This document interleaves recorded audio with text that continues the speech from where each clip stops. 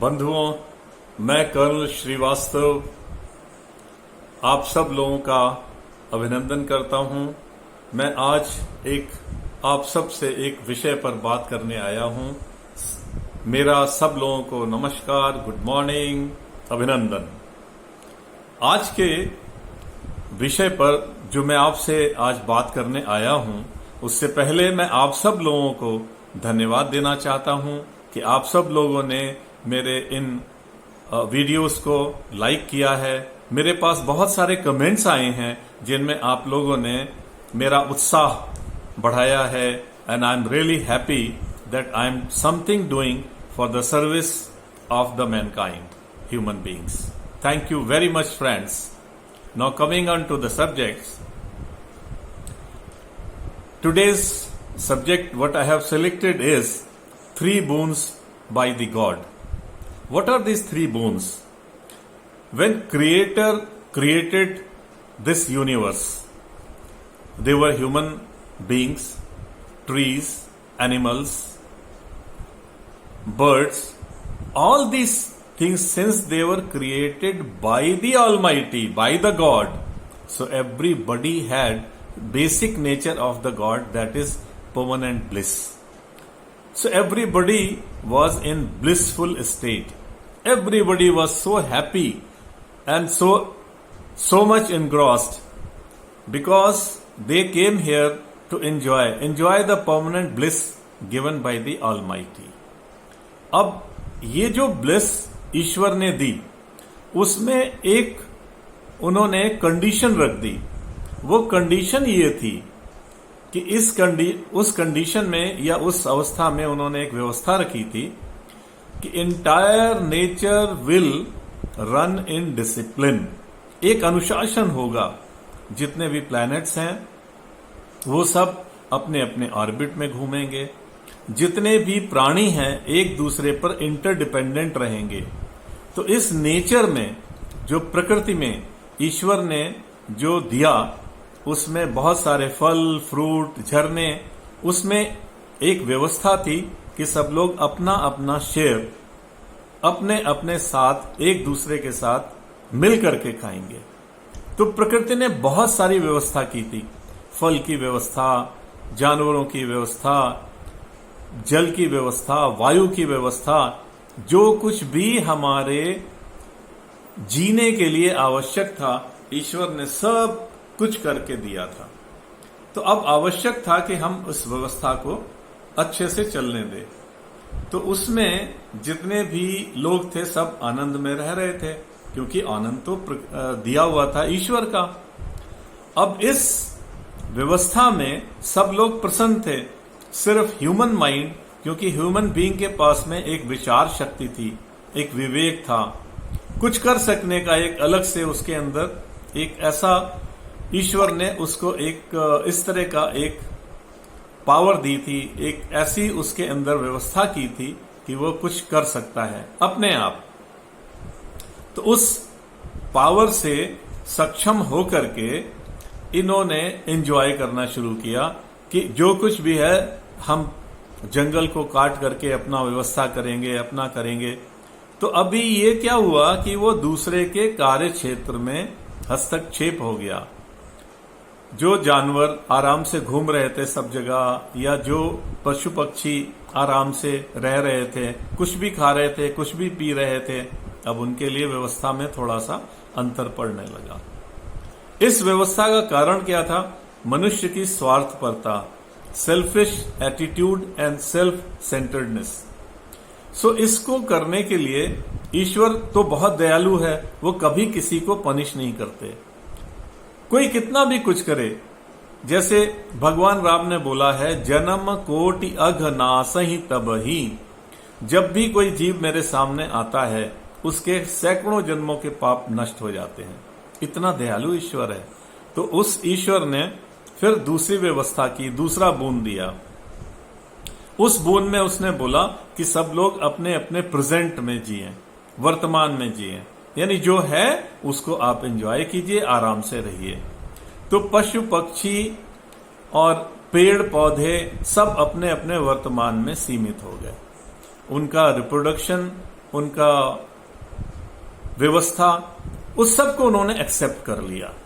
तो उसमें खाना सबको मिल रहा था और सब जीवन चल रहा था, रिप्रोडक्शन हो रहा था नियमित तरीके से, संतुलित तरीके से, a very balanced approach by everybody. But human being again he was not satisfied, he wanted to do something to secure his future। अब उस भविष्य की चिंता में,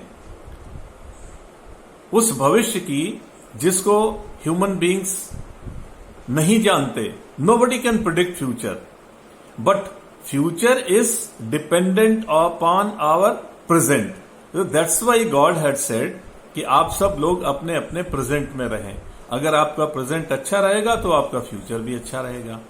लेकिन मनुष्य तो मनुष्य है, उसने क्या किया, अपने फ्यूचर के, अपने उसमें फ्यूचर की चिंता में या फ्यूचर को संवारने के लिए उसने बहुत सारे घर बनाने शुरू किए, व्यवस्थाएं शुरू की, ताकि वो आराम से रह सके अपने कंफर्ट के लिए, अपने जो जितने भी उसके नियर एंड डियर वंस थे उनके कंफर्ट के लिए। तो वो ये इंटरडिपेंडेंसी का जो फार्मूला था ईश्वर की तरफ से दिया गया था, अपने आनंद में रहने का, परमानेंट ब्लिस में रहने का, वो फिर मनुष्य भूलने लगा। अब उसको दोबारा से इन चीजों को याद दिलाने के लिए उन्होंने सेंट्स भेजे, मनुष्य नहीं माना। तो फिर उन्होंने, ईश्वर ने एक और कृपा की। ये कृपा क्या की, उन्होंने ये जो परमानेंट ब्लिस या जो आनंद था उसको मनुष्य के हृदय में छुपा दिया। अब ये सिर्फ मनुष्यों के लिए था, जितने भी पशु पक्षी पेड़ पौधे वो सब अपने आनंद में थे, पूरी प्रकृति अपने आनंद में थी, सब मस्ती में जी रहे थे। लेकिन मनुष्य, अब उसने अपने आनंद को ढूंढना शुरू किया। ढूंढते ढूंढते लोगों ने अपने क्लब बना लिए, सड़कें बना ली, घर बना लिए, आरामगाह बना लिए। अपना कंफर्ट जोन बढ़ाने के लिए मनुष्य जो है वो बहुत सारी चीजें करता चला गया। लेकिन वो परमानेंट ब्लिस जो ईश्वर ने कहा था उसे कि अपने वर्तमान में रहने से मिलेगी, वो उसे नहीं मिली। तो बहुत सारे सेंट्स आए, उन्होंने बहुत सारी चीजें समझाई, बहुत सारे लोगों ने उसको समझा। जिन्होंने समझ लिया उनका जीवन आनंदमय हो गया, उनको प्रसन्नता मिल गई, वो जो ब्लिस जिसकी वो तलाश कर रहे थे उनको मिल गई, वो अपने आनंद में डूब गए। तो वो सबको बताने लगे लंगर व्यवस्था, उनको सबको उन्होंने समझाया कि एक दूसरे को आप दान दें, फिलॉन्थ्रॉपी, और बहुत सारी ऐसी चीजें उन्होंने जिसमें दोबारा से इंटरडिपेंडेंसी आ जाए और लोग अपने लिए, अपने स्वार्थ के लिए इकट्ठा ना करें, एक साथ ना करें। जैसे महात्मा बुद्ध, उन्होंने बोला आप एक जगह नहीं रहेंगे, सब लोग घूमते रहेंगे। गुरु नानक देव, सब लोग खाना पीना खाएं, एक दूसरे को खिलाएं, एक दूसरे की सेवा करें। बहुत सारे संत हमारे सामने ऐसे आए, स्वामी विवेकानंद, बहुत सारे लोग ऐसे, उन्होंने समझाने की बहुत सारी चीजें हमारे सामने रखी। कुछ ने हमें मेडिटेशन सिखाया, कुछ ने हमें योगा सिखाया। तो योगा, प्राणायाम, ये सब चीजें आदमी को सिखाई गई, मनुष्य को, ताकि मनुष्य इस चीज को जिसको वो भूल चुका था उसको दोबारा से वो उसके बारे में आ जाए। अब मनुष्य को तो इससे भी सेटिस्फेक्शन नहीं, तो दो तरीके के व्यक्ति हो गए। एक तो वो हो गए जो आनंद की खोज में क्लब बनाने लगे, आनंद की खोज में अल्कोहल बनाने लगे, वो अपना सुख ढूंढने लगे बहुत सारे मटेरियलिस्टिक वर्ल्ड में। लेकिन मटेरियलिस्टिक वर्ल्ड जो है वो तो जो भी चीज जन्मी है उसने नष्ट होना है, तो वो तो जो आरंभ है उसका अंत भी है। तो आरंभ और अंत के बीच में व्यक्ति उलझना शुरू हो गया। लेकिन जो सेंटली लोग थे वो परमानेंट ब्लिस में थे, उनके सिखाए हुए जो अनुयायी थे, जो उनके फॉलोअर्स थे, वो सब भी परमानेंट ब्लिस में आ गए। तो ये जो आनंद है हमारे मन के अंदर छुपा बैठा है, लेकिन उस आनंद को ढूंढने के लिए हमें प्रकृति का सम्मान करना होगा। हमें अपने प्राकृतिक स्रोत, जो नेचुरल चीजें हमें दे रखी हैं गॉड ने, जैसे हमारे वाटर बॉडीज हैं, रिजर्वायर्स हैं, पानी को स्वस्थ रखना है, शुद्ध रखना है, स्वच्छ रखना है, ये सब हमें काम करने पड़ेंगे। वातावरण को शुद्ध रखना है, अब जितना भी आपका, when you get the air, purified air, naturally you are going to live long. But this particular efforts have to be created by the human beings, because human beings are doing all this damage. Abhi now this corona had come. In this corona, people were locked up. So human beings were not participating in nature's affair. See the result. Result is that the water has become pure. All rivers, the pollution has reduced. In atmosphere, pollution has reduced. On Arctic region, where there was a big problem of the ozone layer, that got completed automatically. Because of less these vehicles, pollution has reduced. So all these things, they started returning back. And nature proved it, that in case human beings are not there, still this world can go.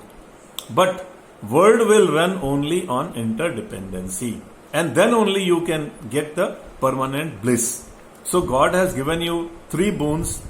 Let us follow it. अगर हम इन सब चीजों का follow करेंगे तो हम बहुत आनंद में रहेंगे, हम और हमारे साथ साथ पूरी प्रकृति आनंद में रहेगी, और हमें प्रकृति के साथ चलते हुए, प्रकृति के साथ रहते हुए सबको आनंद में जीवन बिताने के लिए यही एक आवश्यक कार्य है.